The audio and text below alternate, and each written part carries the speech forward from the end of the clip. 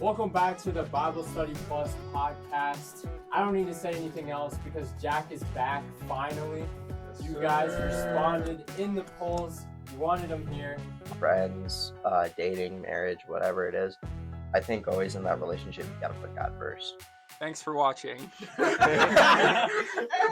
I like it. Yeah, so today I chose the topic of marriage and dating, kind of talking about it from a Christian aspect, but also kind of the worldly aspect of it, how people in the world tend to date and marry. But yeah, the first question I have is, what is the purpose of dating in a Christian aspect? I think ultimately you're dating in mind to marriage. So I'd say if you want to start dating, you should be prepared for marriage in the near future, because that would be the ultimate goal of dating, not just so you can, What are some things that you need to be prepared for marriage for then, like as a follow-up question? Well, I'd say a secure job. That's number one. Probably a car, because that would help. And then at least enough money for an apartment, if not a house. So I'd suggest that for 100% security. So just basically have a full-time job. You got to be out of college or something, or what's that look like? Yes. Yeah. I mean, I'd say that for security wise, you don't have to, but if you want to be 100% secure that you're I'm going to date this person, I'm going to marry them, I know that I'm able to take care of them and raise a family with them.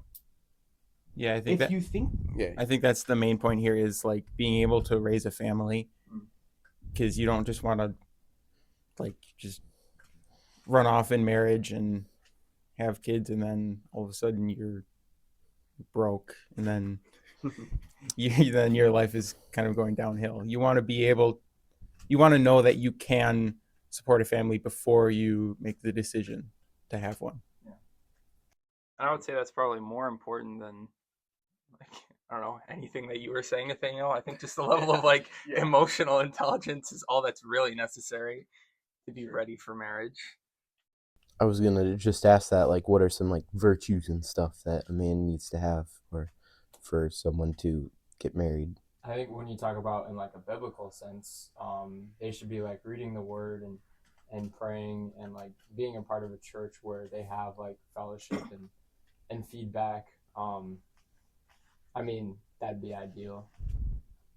Yeah, definitely emotional and spiritual maturity. Because you don't want to get married to them and then realize, they're not the one, and their relationship with Christ, as you were saying, isn't as close as I thought it was. So. Yeah, I think another good reason for dating is to figure out where the person stands in a Christian standpoint, because like I was saying, just running off and getting married, not only you don't prepare for anything, so you might not even know much, all you want to know about that person, and then you end up learning something about them, and then it kind of, if it ruins a relationship, well, then you're already married. Titus 2:2 says, teach the older men to be temperate, worthy of respect, self-controlled, and sound in faith, in love, and in endurance. So it seems like God wants the older men, not married and not married, to be temperate and self-controlled. And I think self-control is one of the biggest things for any young man and older guy, just in general, to be self-controlled in all things. And I know I have friends, and I am not self-controlled all the time, especially with stuff like video games and other stuff like that necessarily. But yeah. The other thing I wanted to ask about is, what do you guys think about the Bible says to be equally yoked, but there's also a verse that talks about not divorcing your someone you're married to because they strayed from the faith. What do you guys think about dating, as in either dating someone who's a non-believer, and then like if someone strays from the faith after you've married them as a non-believer, like what are your guys's like? What do you think of about that? I think I'd definitely stay with them if they became a non-believer after I'd married them. Because I really don't think that divorce should ever be an option. I think I'm not saying like if a divorce happens, it's inherently wrong. Like people are broken and things happen, but um, like I'm really gonna try to strive, obviously, for that not to happen. So yeah, I think I personally wouldn't date an unbeliever though, like just like starting out. I think it's possible that I may like talk to somebody, but like not really have any serious intentions. Would you say it'd be more of if they were an unbeliever and you wanted to like pursue a relationship, you would try and convert them to Christianity first if you were like really pursuing both those things? Yeah, I'd say for right now I'm definitely not in a position to really like strive for that relationship yet. But like if that scenario came up, then yeah, I'd say that's what I do. I'd agree with that. And I'd say definitely there's a difference between friendship and dating.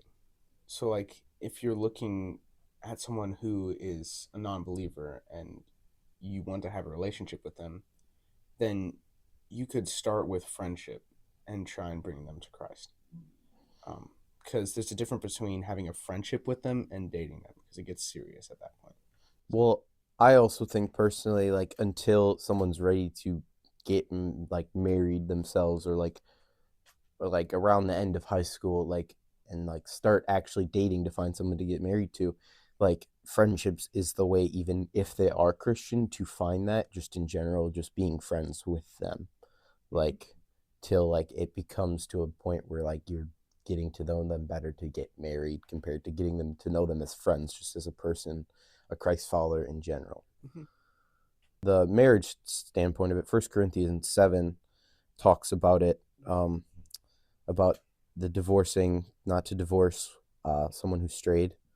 And it at the end it says in verse 16, how do you know, wife, whether you will save your husband, or how do you know, husband, whether you save your wife? And I think at that point that God calls us to it, not only, but also the point he makes about being able to save them in that relationship if they don't leave. I think at dating, you can, because it's not marriage, right? It's not like a bond, a vow you made to God. In dating, you can strive to be friends and convert them first before like actually something gets serious. But next question, do we actually see this in our Christian circles? So do we see God like dating to be married, like to like finding a partner in our like circles that we see are Christian? Obviously, you're not going to see it if it's in a non-Christian circle. I'd say, yeah, definitely. But not everyone's perfect, and some people still fail at that, having a healthy relationship with someone, um, or even just being prepared for that, or just dating not even in the mindset of marriage, just because they can. So you definitely do see the good side of it, and you do see the failed side of it. So It's hard to know someone's heart. Yeah. Specifically, yeah, because it's not really in our knowledge sometimes if someone is dating to marry or just dating for the fun of it.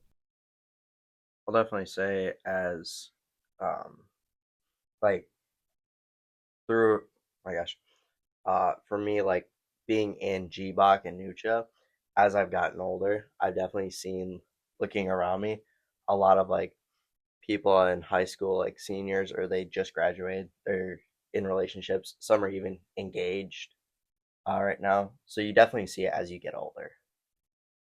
I will say from my aspect, I've definitely seen relationships where it is they're dating in high school, and then I've seen a couple people get married like a year after high school, and it was like it definitely was for the purpose of marriage. It wasn't to have fun or do something, like it was for the purpose of God's like marriage between them. I will say there probably are some, like, I'm more saying broadly inside just God's spectrum of like people outside of marriage. Do we see that hold up, like just being like genuinely appropriate and stuff like that in general? Do we see that in our Christian circles? Like one thing to keep in mind is um like marriage and like having a partner like that is such a God-given gift.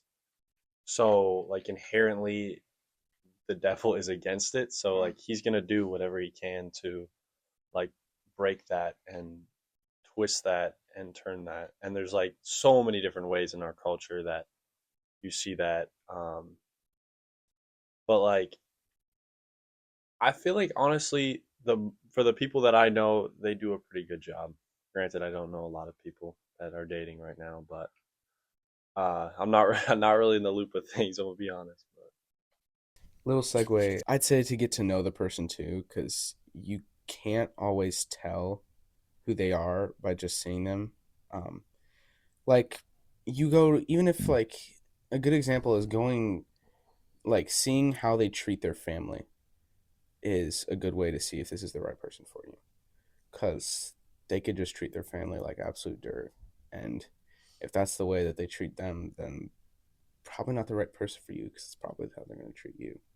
Yeah, kind of on Isaiah was talking about honoring. The next question is, how can you honor God and your partner slash date or friend in a godly way? I feel like in almost every relationship that you have as a person, whether that's friends, dating, marriage, whatever it is, I think always in that relationship you got to put God first.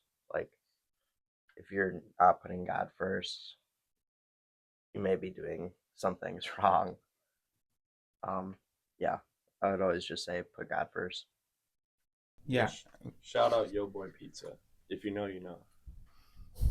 Yeah, I don't was know. gonna say like I think that was a comment, right? Or no? Hopefully someone knows. I was gonna say like reading the Bible. Yeah. Too, because you wanna, but like Daniel said, put God first. You wanna follow what God has written down to people in the Bible, so you know how to date in a Christian manner. And ask them spiritual questions. Like see what their take on it is. If they're shocked when you ask them about God, it's probably not a good sign. But Yeah. so Abort mission. What are ways the world perverts dating and marriage? Oh boy. I think Christian's got the answer to this one. Oh Give shoot! it to us, I'm on the Christian. hot seat now, guys. Well, I think the world will try to say, well, is marriage really that important? Like, just date forever. Marriage is just for tax benefits. Yeah. You know, you can just live together and that's perfectly normal.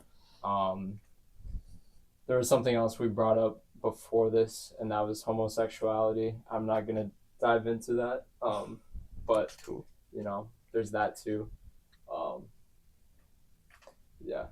Speaking Who about else like wants to dive into it? speaking about like just like Can I say marriage that, for Daniel? tax benefits. Like I see a lot of articles online about like people who are married for like 15 to 20 years and then like once they're retired, they just get divorced and like travel the world separately, sad. which is yeah, Mhm. like you're only married like you said basically probably for tax benefits. So you can, you know, keep a little more money for your retirement to travel the world, and then you just go your separate ways. Like that's not how it's supposed to work. No. Well, I think another thing with what Norman brought up is divorce is also something like God gives us that, but there's so many ways the world like makes it where like people can just divorce you for any reason. Like God gave us it for certain things, like because people in the Israelites were doing like were wanting to do something about it when they're like their partner would cheat on them or something, or just in general something sinful, they would want to do it. And God gave them a way to do it biblically and like made it so it would be better for them. And the world is just perverted back into, oh, if you can just divorce them because you want to. Which God said he didn't even want divorce Yeah. to be an option. But it's sad the kind of bad relationships people get into. And divorce does end up becoming an option, which sadly should never have existed. So.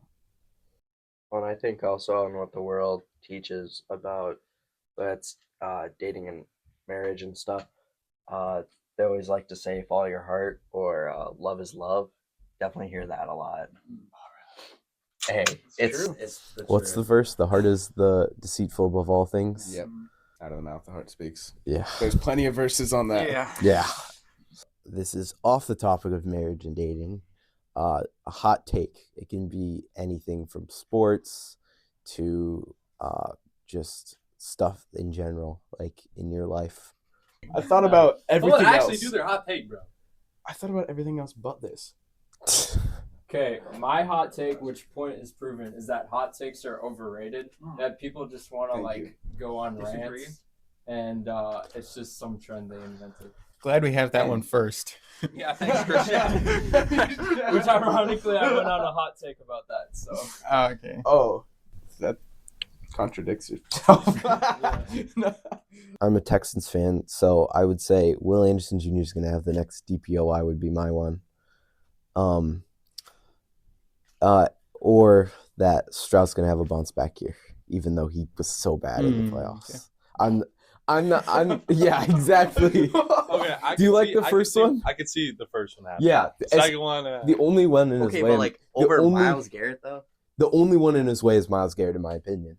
I don't think like Micah Parsons could be. I kind of got two, but one, We got time. Patrick Mahomes. Yeah, he's overrated. Patrick Mahomes is overrated. Whoa. You lost to Brady several times in the AFC Championship, and the only time you could win a Super Bowl was when he was out of the league. Plus, for the past 5 years, you've had the refs on your side. You're not that good of a quarterback. What does that make SGA? So you're saying What does that make SGA? All right, you're saying he's photo. overrated because he lost to the greatest player of all time, and then he owns. So John He Stockton, owns Karl Malone Josh are Allen. overrated. He owns Lamar Jackson. To be fair, he to owned be the fair, AFC, bro. Josh until Allen this just year. can't play. in the yeah. To be playoffs. fair, Josh Allen just like Here's what Josh it's Allen does. playoffs. He Like wins one game in the playoffs and then he falls. Yeah. Can't win an AFC championship. My hot take is that if they both played in their primes, LeBron would beat Jordan in a 1v1. But Jordan's still the GOAT. He's still the better overall basketball player. I agree. Okay. Not a lot of discussion on that one. I guess everyone agrees. I with you, so- really that's the closest anyone has gotten to agreeing with me ever. you just gotta say it, bro. I think football's We overrated. can- Who? What? Football's overrated. I agree. That's not that bad of a. I Yeah. It's not that bad. I think you should probably spend more time on your Sunday or Saturday with Christ. Oh, dang! All right. Playing the spiritual high ground. I'm just saying. Okay. I'm just saying. Yeah, I this is haven't watched a football game in almost a year now. Not even like a Packer Okay. game or whatever. That's So wild. not even overrated in the terms of sports. You just think you should I put just. God above it more. I'm just saying. You spend so much time watching games when you could be spending time with Christ. He has a point. Right. That is a good- I you watch could way say too that much about football. anything. You bro. watch way too. That you could, but I mean, Well, we always should be living to that is, glorify like, God. Well, worldwide. Like, Here's the everything. thing: you have to watch the sports game in a way that glorifies God. No yelling at the TV. No. I'm all True. Yeah, And you also can fellowship with other people by watching a sports game. I'm not saying you don't. I know- Like- I know there's people who Yeah. enjoy that. I'm not saying you don't, but I'm saying maybe not watch every game that goes Oh, on. Yeah, I try not to do that anyways. Like, So, We get another hot take. Who's left? My hot take is I think that awards ceremonies and awards in general are just overrated, overhyped. They carry way too much weight. Like if you think of something like, I don't know, The Lord of the Rings, Return of the King, like that won 11 Oscars or something like that. No, I can't even remember what it was. But in 2001, it just swept. No, 2003, it swept all the awards. But there were still good movies that came out. But if you only look at the awards, you never know that. You have to actually, if you want to know what was good, you don't just look at the awards. Yeah. On the topic of movies, hot take. I like the Star Wars prequels more than the original trilogy, and much more than the sequels. Okay. Oh, Okay. I understand the sequels, not liking those. I agree with that. I agree. The plot is better of the originals. Obviously, the fighting and the choreographing of the prequels is better because it's newer, right? They had more resources and tools in general to use. The sequels are even newer. Yeah. Yeah. I don't think. Okay, that's just True, bad true, in true. general. I agree that the originals have better story than the prequels, but I think, in my opinion, Attack of the Clones is the only one holding the prequels back from that. Attack of the Clones story is just like it's not good in the movie, but I think Phantom Menace and Revenge of the Sith are better than some people give them credit for. Yeah, I could agree with that. I like Phantom Menace. I'll be obviously. honest. I watched the first. And ever, the dueling like, is just incredible. We I should watched. do a Star Wars. I watched the first Star Wars. Like Wait, Phantom Menace or New Hope? I don't know. It was like Bro. 2 or 3 years ago. I God, watched yeah. the first ever one, and it was one of the older ones. I watched it. Oh, yeah, And I was it's- like, this is boring, bro. What? We gotta do Oh, a It marathon. felt like Avatar. Like, when is this gonna end, bro? Yeah, New Hope. Like, is kinda If you're not a boring. Star Wars fan, it is kind of boring. Yes. All right. Don't hate me for this, but my hot take is that Forrest Frank is not a top 10 Christian artist. Ooh. Who is? Who is? Wait, are Yeah. you saying of all time, or just Oh, currently? of all time, Currently. no. Oh, Wait, currently. who would you Current, place? current, I kind Who of would you doubt. place but- top 3? That's not part of my hot take, bro. Yeah. See, Oh, what? man. Like, No, who are 11? you replacing him with? Is he 11? He's in like the 11 to the 15 range. Well, are you saying Okay. in your music Hey. taste or just in general? Who are you replacing him with? I need How to can know. you can't say in general? It's his Both. opinion. Both. Okay, but My who was- music taste is the best of all time. You can't just say that, but That's then the not hot tell us take. who you're replacing him with. Honestly, though, I don't disagree with it. It's got pretty good I I music. mean, Okay. it's his opinion. like True, who's but I would like to top know. 3 Top 3. as of right now? No, yeah, but I like At I- least who replaces him? Top That's 3. all. I mean, I could name an easy 5 in front of him. I feel like Are you talking like Well, do Brandon, it. like Phil? Do it then. Do it. Or what? I got No Big Deal, KB. Oh, he's naming I all got the- Hulvey. I got. Okay, this is all CHH, bro. Yeah. I would Bro, put- it's go just, on, they're go just on. better artists, bro. I'm just being honest. No, I like them. Yeah. And then I got, bro. I got Okay. Torrin Wells over him. I got, Okay. bro. I So we're got. putting D'Lo and uh, we're putting in Hulvey with no Lecrae. Or, no, I'll put him over Lecrae. oh, I think Lecrae I feel like better than Hulvey. Lecrae's a little overrated. All right, who's doing the outro? Thanks for watching. Hey, I like it.